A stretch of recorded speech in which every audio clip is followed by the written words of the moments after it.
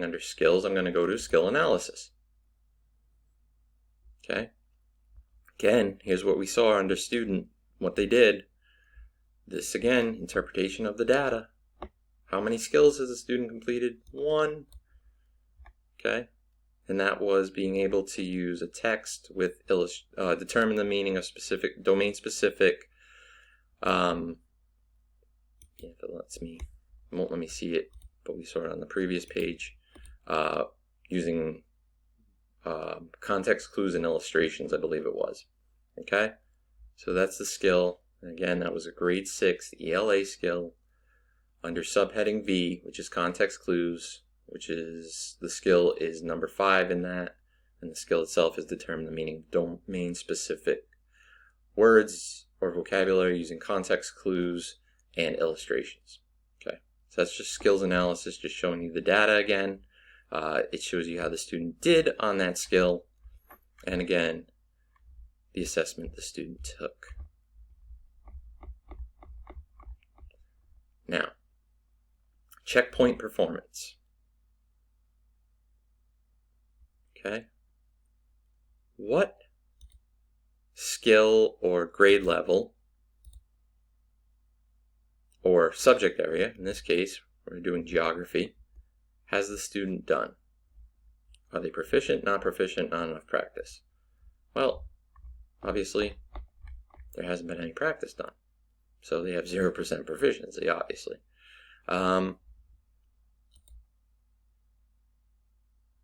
So if we click on partition align segment, for example, that's a skill.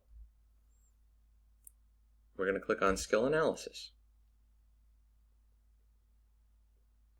Okay. Over all the time the student has worked with us, have they answered any questions related to it? Obviously no. Have they spent any time answering questions related to partition of a line segment? No. None of the students have practice. Okay.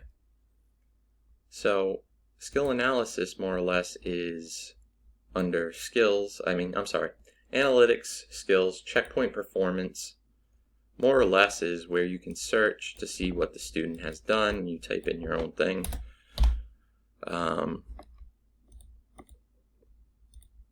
it's going to be different for each student because my student will be taking will be taking 9th grade math, and this is something I wanted to point out earlier.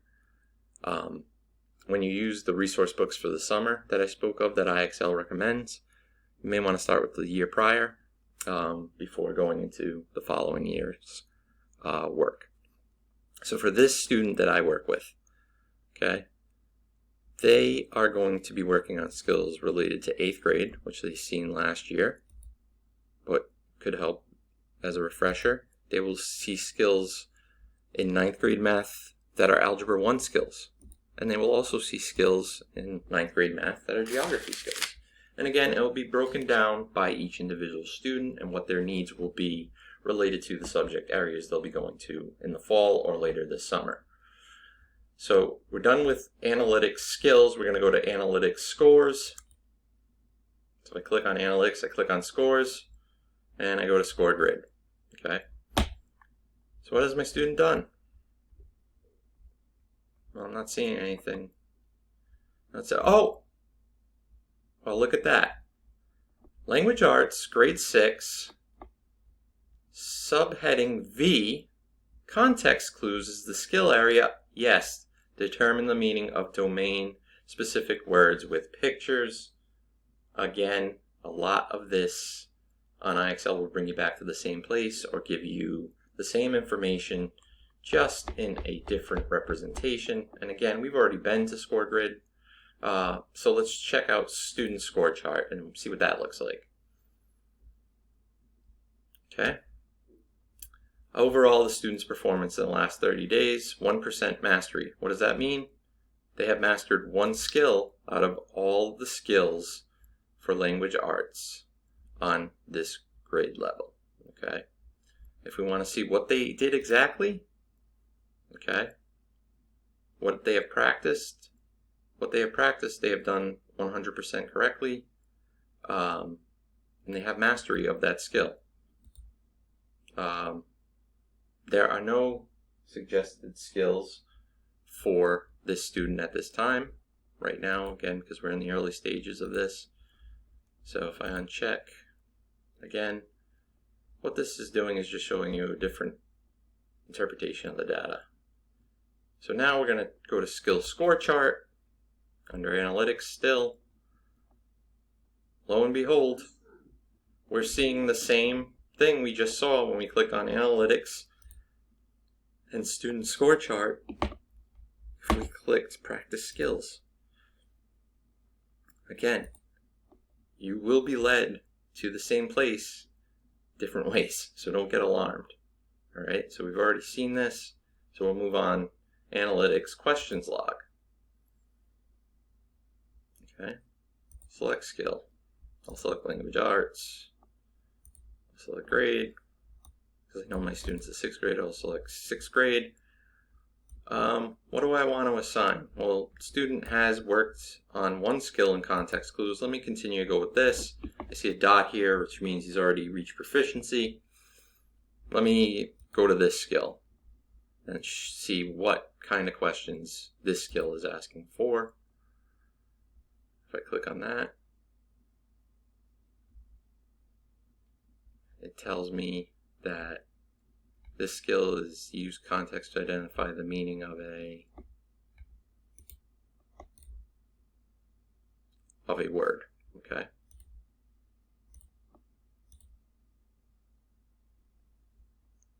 Okay, I haven't selected a student, that's why it's doing that. Now, this is what the students completed. Grade 6, subheading V, skill 5, determine the meaning of domain-specific words using pictures. Okay? Interpretation of the data, here's the corrected form that the student completed, questions they got right, yada yada yada. Okay? Again, we're going to the same places by different ways. Okay? So you can't really get lost. Now let's say I want him to continue working in the context clues area, subheading V, but I want to see how he's doing with skill 4 in that skill area subheading. Well, he hasn't been assigned any of the skills related to this, so obviously there's going to be no data. Alright, so again, questions log, and this allows you to see what the student has done with regard to the skills that you have assigned to them, how they did, if they're doing proficient, if they need help, etc. Okay, still under analytics, we're going to go to progress and growth. Okay, 0 skill progress summary, skills mastered, skills proficient. None right now. Why? Because the student completed a skill. They haven't completed a skill area yet, so you won't see any data. As I mentioned earlier, we've already seen this representation. So again, what this does show at the bottom though is the baseline data that was established when the student took the diagnostic, which the students will take to establish a baseline of where they're at before they meet with you as the teacher. So that's the progress and growth report. Again, analytics progress, student progress. Okay. This gives us an idea of what the student's grade, what they did for grade, what skill area they completed an assignment in, and what skill it was. Determine the meaning of domain-specific words with pictures. Okay?